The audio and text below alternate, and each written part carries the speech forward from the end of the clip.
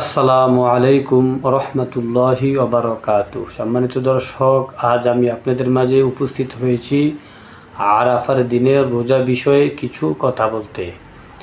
সহিহ মুসলিমের 1162 নাম্বার বর্ণনায় এসেছে, হযরত আবু কতাদা রাদিয়াল্লাহু তাআলা আনহু থেকে বর্ণিত। তিনি বলেন, রাসূলুল্লাহ সাল্লাল্লাহু আলাইহি ওয়াসাল্লামকে আরাফার দিনের রোজা বিষয়ে জিজ্ঞাসা করা হলে রাসূলুল্লাহ সাল্লাল্লাহু আলাইহি ওয়াসাল্লাম বলেন, সিয়ামু ইয়াউমি আরাফা আহতাসিবু আলাল্লাহ আইয়ুকাফিরুস সানাতাল্লাতী ক্বাবলা ওয়াস সানাতাল্লাতী বাদা।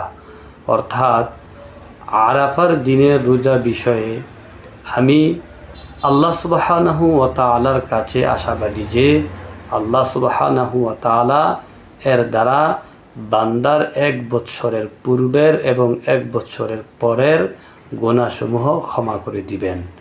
সম্মানিত দর্শক, উক্ত হাদিসে রাসূলুল্লাহ সাল্লাল্লাহু আলাইহি ওয়াসাল্লাম একেবারে সুস্পষ্ট আকারে কথা বর্ণনা করেছেন যে আল্লাহর রসুল আল্লাহ সুবহানাহু ওয়া তাআলার উপরে এই আশা তিনি রাখেন যে কোনো আল্লাহর বান্দি যদি এই আরাফার দিনে রোজাটা রাখে, তবে আল্লাহ এর বিনিময়ে এর দ্বারা 1 বৎসরের আগের এবং 1 বৎসরের পরের অর্থাৎ 2 বৎসরের গুনাহসমূহ বান্দির আল্লাহ ক্ষমা করে দিবেন।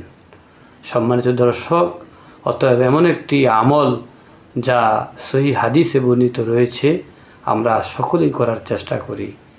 আর আরাফার দিন হলো নির্ভরযোগ্য ওলামায়ে কেরামের মত অনুযায়ী জিলহজ মাসের 9 তারিখ।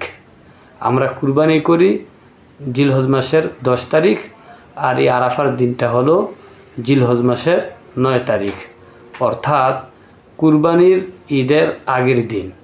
আল্লাহ আমাদের সকলকে এই রোজাটা রাখার মতো তৌফিক দান করুক।